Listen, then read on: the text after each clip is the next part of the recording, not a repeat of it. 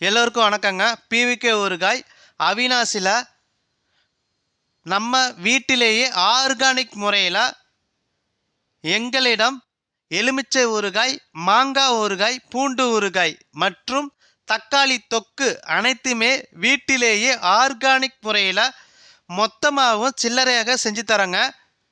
Order book பண்ணுறதுக்கு டிஸ்பிளேல number கொடுத்துருக்கேன்.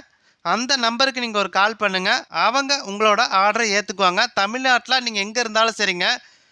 நம்ம ஊறுகாவை ஒரு முறை யூஸ் பண்ணி பாருங்கள். பிவிகே ஊறுகாய்